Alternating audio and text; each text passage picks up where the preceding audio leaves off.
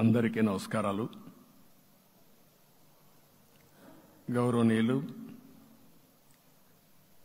జనసేన అధ్యక్షులు మిత్రులు పవన్ కళ్యాణ్ గారు, అదే సందర్భంలో బీజేపీ రాష్ట్ర పార్టీ అధ్యక్షురాలు పురంధేశ్వరి గారు, గౌరవనీయులు అచ్చెన్నాయుడు గారు, ఈ సమావేశానికి విచ్చేసినటువంటి నూతనంగా ఎంపికైనటువంటి ఎన్డీఏ ఎమ్మెల్యే అభ్యర్థులందరికీ పేరు పేరున మనస్ఫూర్తిగా నమస్కారాలు, అభినందనలు, శుభాభినందనలు. అందరూ కూడా మనస్ఫూర్తిగా కంగ్రాచులేషన్స్. అదే సమయంలో మీరందరూ కలిసి నన్ను శాసనసభ నాయకుడిగా, ఎన్డీఏ శాసనసభ నాయకుడిగా ఎన్నుకున్నందుకు మనస్ఫూర్తిగా అందరికీ నమస్కారాలు తెలియజేస్తున్నా, అభినందనలు తెలియజేస్తున్నా, ధన్యవాదాలు. ఇప్పుడే మిత్రులు మాట్లాడారు. నేను కూడా చాలా ఎన్నికలు చూశాను. ఈసారి రాష్ట్ర చరిత్రలో ఎప్పుడూ ఇవ్వనటువంటి తీర్పు ఇచ్చారు. ఈ తీర్పు మళ్ళీ నిలబెట్టుకునే బాధ్యత మనందరిపైన ఉంటుంది. అయితే రాష్ట్రంలో ఉండే 5 కోట్ల ప్రజలందరికీ శిరస్సు వంచి పాదాభివందనం చేస్తున్నా. ఈ రాష్ట్రాన్ని కాపాడుకోవడానికి మీరు చూపించిన చొరవ కోసం అందరం కూడా ఒకటి క్యాంపెయిన్ చేశాం. ప్రజలు గెలవాలి, రాష్ట్రం నిలబడాలి. ప్రజలు గెలిచారు. రాష్ట్రాన్ని నిలబెట్టే బాధ్యత ఇక్కడుండే శాసనసభ్యులపైన, మనందరిపైన ఉంది. ఈ విషయం మనం గుర్తుపెట్టుకోవాల్సిన అవసరం ఉంది. ఒక అరాచక పాలన, ఒక విధ్వంసకర పాలన. మామూలుగా ఇది చూస్తే ఈ కూటమి ఏర్పాటు చేసినప్పుడు కూడా నేను ఎప్పుడూ మర్చిపోలేను. ఇప్పుడే పురంధేశ్వరి గారు చెప్పారు, పవన్ కళ్యాణ్ గారు చెప్పారు. 3 పార్టీలు కూడా ఒక అత్యున్నతమైన ఆశయాల కోసం పార్టీలు పెట్టినప్పటికీ ఈరోజు కలయిక కూడా మీరు చూస్తే, ఈ కలయికని చాలా ఎన్నికలు చూశాను కానీ నా చరిత్రలో ఎన్నికలైన తర్వాత కంప్లైంట్స్ ఉండేటివి. ఇక్కడ పలానోళ్ళు సరిగా పనిచేయలేదు, ఇక్కడ ఈ నాయకులు కోఆపరేట్ చేయలేదని. నేను చూసిన మొట్టమొదటి ఎన్నిక, ఈసారి ఎన్నికల్లో మాత్రం 100కి 100% 3 పార్టీల నాయకులు, కార్యకర్తలు సమిష్టిగా పనిచేశారు. దానికి కారణం మనం ఒకసారి అన్వేషిస్తే, ప్రజలు మనోభావాలకు అనుగుణంగా మన కార్యకర్తలు కూడా ప్రవర్తించే పరిస్థితికి వచ్చారు. రాష్ట్రంలో ఉండే ప్రతి ఒక్క కార్యకర్తని, 3 పార్టీల తరపున ఉండే ప్రతి ఒక్క కార్యకర్తని, నాయకుడిని మనస్ఫూర్తిగా అభినందిస్తున్నా, ధన్యవాదాలు తెలియజేస్తున్నా, కృతజ్ఞతలు తెలియజేస్తున్నా. మేము చాలా వేవ్స్ చూసాం. 94లో 1 సైడ్ ఎన్నికలు జరిగాయి. అప్పుడు కూడా ఇన్ని సీట్లు రాలా, ఇన్ని ఓట్లు రాలా. ఈరోజు మనం చూస్తే 175 సీట్లకు గాను 164 సీట్లు గెలిచాం. అంటే 11 సీట్లే ఓడిపోయాం. అంటే స్ట్రైకింగ్ రేట్ 93%. అంటే మామూలుగా 93% రావడం అనేది దేశ చరిత్రలోనే అరుదైన అనుభవం ఇది. అలాంటి అనుభవం ఇక్కడ చూపించారు. ఓటింగ్ కూడా 57% ఓట్లు వేశారు. మనకు 50% ఓట్లు ఇస్తే ఎక్కువ అనుకుంటాం. అలాంటిది 57% ఆవరేజ్గా ఈ రాష్ట్ర ప్రజానీకం మనల్ని ఆశీర్వదించారంటే మనలో ఎంత బాధ్యత పెరిగిందో మనం ఒక్కసారి గుర్తుపెట్టుకోవాల్సిన అవసరం ఉంది. జిల్లాల వారీగా, పార్లమెంట్ల వారీగా విశ్లేషిస్తే శ్రీకాకుళం క్లీన్ స్వీప్ 7కు 7 గెలిచాం. విజయనగరం అన్నీ గెలిచాం. అరకు 2-3 ఎన్నికల్లో మనం గెలవకుండా ఈసారి ఎన్డీఏ అభ్యర్థులు చూస్తే 7కు 5 గెలిచాం. మన దురదృష్టం పార్లమెంటు పోయింది. అక్కడి నుంచి వైజాగ్ 7కు 7 గెలిచాం. అనకాపల్లి 7కు 7 గెలిచాం. దెన్ తూర్పుగోదావరి, కాకినాడ, అమలాపురం, రాజమండ్రి, నరసాపురం, పక్కన వస్తే ఏలూరు, మచిలీపట్నం, కృష్ణా, గుంటూరు, నరసరావుపేట, బాపట్ల అన్స్టాపబుల్ 7కు 7 గెలిచాం. అక్కడి నుంచి ఒంగోలులో బ్రేక్ పడింది, ఒక 2 సీట్లు పోయినాయి. అక్కడి నుంచి నెల్లూరు 7కు 7 గెలిచాం. తిరుపతి 7కు 7 గెలిచాం. కానీ దురదృష్టం పార్లమెంటు పోగొట్టుకున్నాం. చిత్తూరు ఎప్పుడు ఇన్ని సీట్లు గెలవాలి, 7కు 7 గెలిచాం. అక్కడి నుంచి రాజంపేటలో 7కు 4 గెలిచాం. 3 సీట్లు పోగొట్టుకున్నాం, పార్లమెంటు పోయింది. అక్కడి నుంచి మీరు చూస్తే చరిత్రలో ఎప్పుడూ గెలవని విధంగా కడపలో 7కు 5 గెలిచాం మనం. ఆ తర్వాత అనంతపురంకి వస్తే క్లీన్ స్వీప్ 7కు 7 గెలిచాం. హిందూపూర్లో 7కు 7 గెలిచాం. నంద్యాల ఎప్పుడూ ఊహించని విధంగా 7కు 7 గెలిచాం. ఆ తర్వాత కర్నూలుకు వస్తే 7కు 5 గెలిచాం.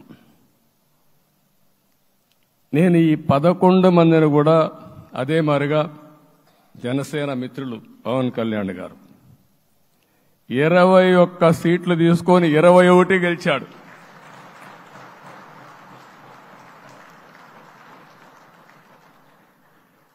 బీజేపీ 10 సీట్లు తీసుకుంటే 10 గెలిచారు, 8 గెలిచారు. అంటే 10కి 8 గెలవడం అనేది ఒక చరిత్ర. ఆ 2 సీట్లు కూడా కొన్ని ప్రత్యేకమైన కారణాల వల్ల ఓడిపోయాం తప్ప ఇంకోటి కాదు. అంటే ఇక్కడ ఒక లెసన్ మనందరికీ అర్థమైంది ఏంటంటే, అభ్యర్థులు గట్టిగా నిలబడుకున్న ప్రతి ఒక్క చోట ప్రజలు మనల్ని ఆశీర్వదించారు, గెలిపించారు. ఇదే ఈ యొక్క ఎన్నికల్లో మనందరం గుర్తుపెట్టుకోవాల్సిన ఒక ప్రత్యేకమైన విషయం. నేను చాలాసార్లు ఎన్నికలైన తర్వాత సమీక్షలు చేసుకున్నాం, కానీ ఇలాంటి విజయం, ఎలాంటి సాటిస్ఫాక్షన్ ఎప్పుడూ లేదు. దీనికి కారణం ప్రజలు మన మీద నమ్మకం పెట్టుకున్నారు. పార్లమెంట్ ఎన్నికల్లో కాదు, అసెంబ్లీ ఎన్నికల్లో చూస్తే 95,000 ఓట్ల మెజారిటీతో గెలిపించారు. గాజువాక 95,000 ఓట్ల మెజారిటీతో గెలిపించారు. ఈ విషయాలు నేను పవన్ కళ్యాణ్ గారు ఢిల్లీకి వెళ్ళినప్పుడు, పురంధేశ్వరి గారు వచ్చినప్పుడు, ఈ రాష్ట్రంలో ఇచ్చిన మ్యాండేట్ వల్ల ఢిల్లీలో మమ్మల్ని అందరూ గౌరవించే పరిస్థితికి వచ్చారు. మీ గెలుపు వల్ల ఈరోజు ఆంధ్రప్రదేశ్ రాష్ట్ర ప్రతిష్ట పెరిగింది, గౌరవం పెరిగింది. మనకు కూడా గౌరవం పెంచుకునే పరిస్థితికి వచ్చాం. అయితే ఇక్కడ ఒక విషయం మనం గుర్తుపెట్టుకోవాల్సింది, ఎంపిక చేసినప్పుడు అన్ని విషయాలు మేము కూలంకుషంగా ఆలోచించాం. ఏ సీటు ఏ అభ్యర్థులు ఏ పార్టీ తీసుకుంటే గెలుస్తారో ఆలోచించాం. ఒకసారి అవి నేను చాలాసార్లు చూసినప్పుడు సీట్ల ఎంపికలో చాలా సమస్యలు వచ్చేటివి. మొట్టమొదటిసారిగా మొన్న ఎంపికల్లో కూడా చిన్న చిన్న సమస్యలు తప్ప ఎక్కడా పెద్ద సమస్యలు రాలేదు. అంటే మేమందరం కూడా ఒకటి ఆలోచించాం, గెలిపే ధ్యేయంగా పనిచేయాలి. కాబట్టి ఏ సీట్లో ఎవరు సీట్ ఇస్తే వాళ్ళు గెలుస్తారో ఆ సీట్లే ఇచ్చాం. అదే సమయంలో సీట్లు ఇచ్చిన తర్వాత ప్రతి ఒక్కరూ గౌరవించి గెలిపించే బాధ్యతకు వచ్చారు. ఇంకొక పక్కన ఈరోజు మిమ్మల్ని అందరినీ ఇప్పుడే పవన్ కళ్యాణ్ గారు చెప్పినట్టు వారి యొక్క సమయ స్ఫూర్తిని నేను ఎప్పుడూ మర్చిపోలేను.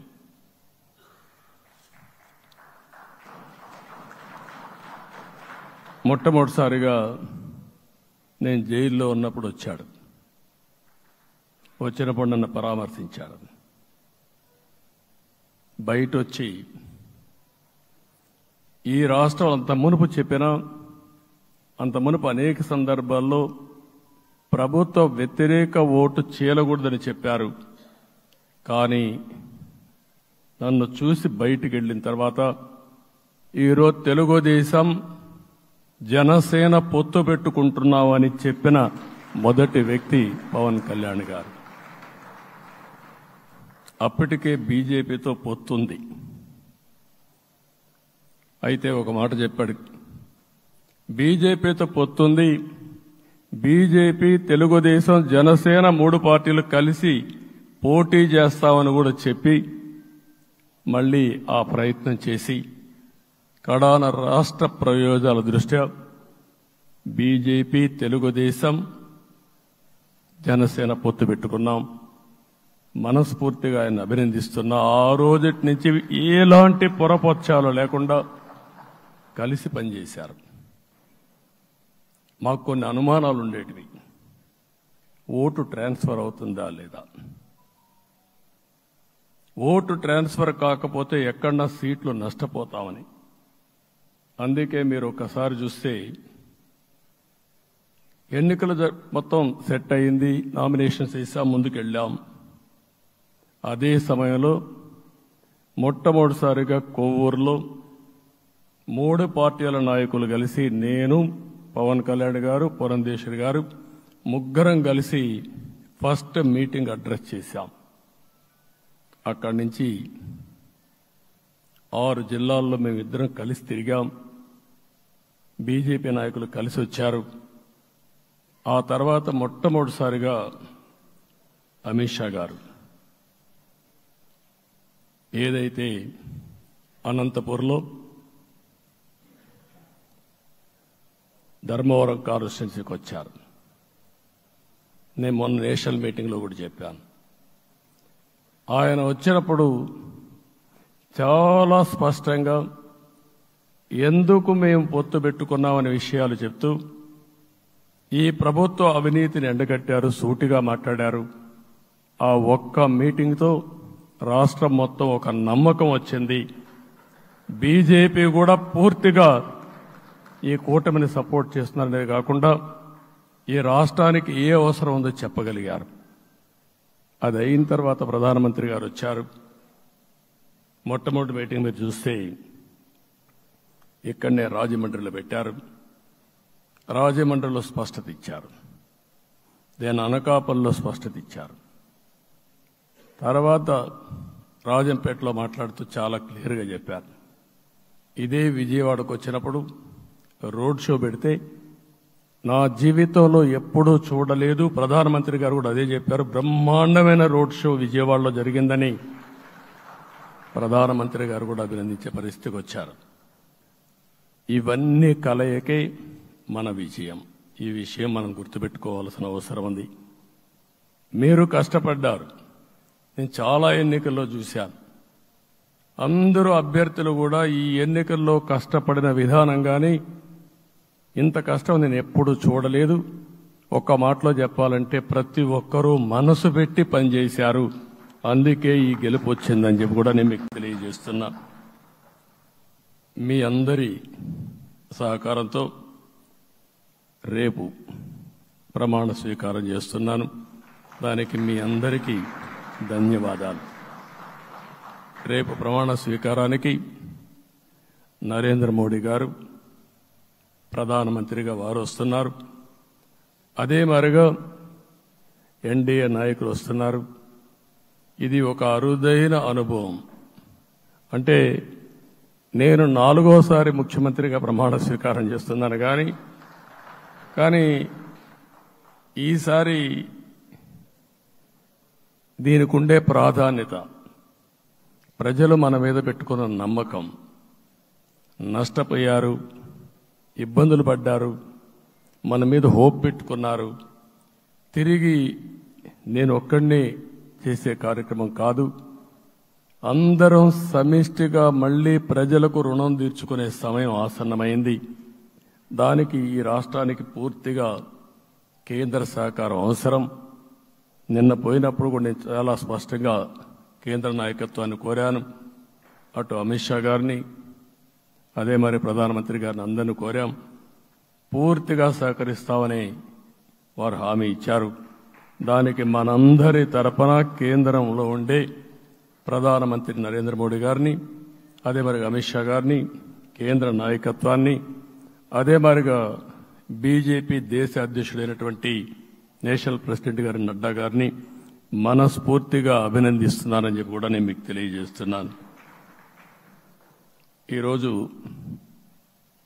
40 సంవత్సరాలుగా రాజకీయాల్లో ఉన్నాను.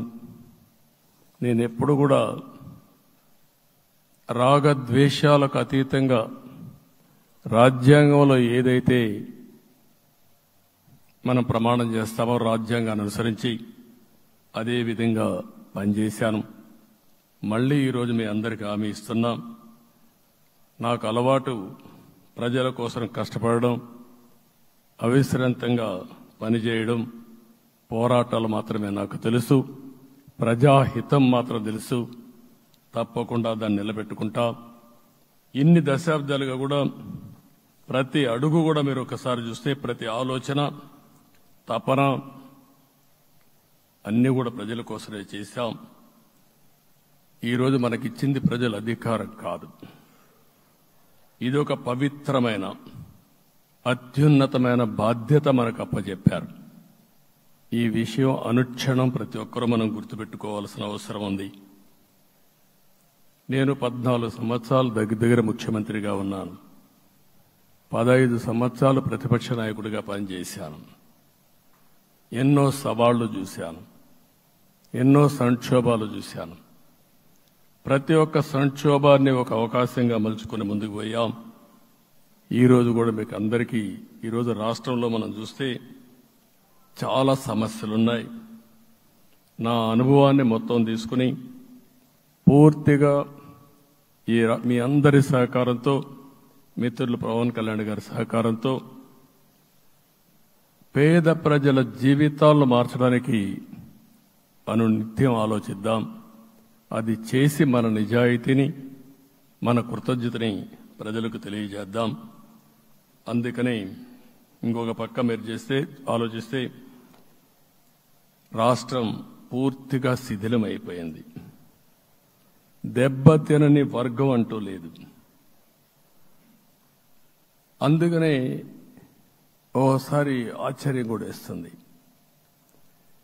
ఈ రాష్ట్రం నుంచి కూలి పనుల కోసం వేరే రాష్ట్రాలకు వెళ్లిన వ్యక్తులు సొంత డబ్బులు పెట్టుకుని వాళ్ళ యొక్క ఫుడ్ కూడా పాకెట్స్ తయారు చేసుకుని వచ్చి ఓటేసి మళ్లీ వెళ్లారు. ఇది ఊహించని పరిణామం. ఇక్కడుండేవాడు ఓటేయడం ఒక ఎత్తైతే, పేదవాడు చిన్న చిన్న పనులు చేసుకునేవాడు కూడా వచ్చి ఓటేశారు. ఎక్కడో అమెరికా, ఆస్ట్రేలియా, ఆఫ్రికా విదేశాల్లో ఉండే ఎన్ఆర్ఐస్ అయితే లక్షల రూపాయలు ఖర్చు పెట్టుకొని వచ్చి పనిచేశారు. లక్షల రూపాయలు ఖర్చు పెట్టుకొని వచ్చి మనకు ఓటేశారు. నా జీవితంలో ఎన్నోసార్లు ఎన్నికలు చూశాను, కానీ ఈసారి ఒక బాధ్యతతో ఓటర్స్ ప్రవర్తించిన తీరు శాశ్వతంగా తెలుగు జాతి చరిత్రలో మిగిలిపోతుంది. అది ఈరోజు జరిగిన విషయం మనం గుర్తుపెట్టుకోవాలి. మనందరం ఒకటే గుర్తుపెట్టుకోవాల్సిన అవసరం ఉంది. ఏ అహంకారంతో విర్రవీగిపోయారో ఆ అహంకారం కూలిపోయింది. ఎన్నోసార్లు మనం చెప్పాం, ఏ వ్యక్తికి పదవొస్తే వినయం కూడా అవసరం. పదవొచ్చిందని విర్రవీగిపోయి రేపనేది లేకుండా ఉంటుందనుకుంటే మాత్రం ఇదే జరిగే పరిస్థితి వస్తుంది. అయితే మీ అందరినీ నేను కోరేది ఒకటే, ఇవన్నీ ఒక కేస్ స్టడీగా మీరందరం స్టడీ చేసుకోవాల్సిన అవసరం ఉంది. ప్రజలు బూతులు మాట్లాడే నేతల్ని, అరాచక శక్తుల్ని, అవినీతి పరుల్ని చూశారు. పాలకులంటే ఎలా ఉండాలో చూశారు. ఈ 5 సంవత్సరాల్లో పాలకుడు ఎలాంటి వాడు వచ్చి అర్హత లేని వ్యక్తి ఏ విధంగా ఉన్నాడో చూశారంటే, ఈరోజు ఇచ్చిన తీర్పు ఈ 5 ఏళ్లు పరిపాలించినటువంటి వ్యక్తి యొక్క ప్రవర్తన చూసిన తర్వాత ఇలాంటి వ్యక్తి పాలనకు పనికిరాడనే ఉద్దేశంతో ఓట్లు చేసే పరిస్థితికి వచ్చారు. ఇది నా ఉద్దేశ ప్రకారం ఒక కేస్ స్టడీ అవుతుంది మనందరం కానీ జాగ్రత్తగా ఆలోచిస్తే. కానీ మనం కూడా అదే విధంగా కక్ష తీర్చుకోవాలి అని కానీ మనం ముందుకు పోతే మనకు కూడా సమస్య వస్తుంది.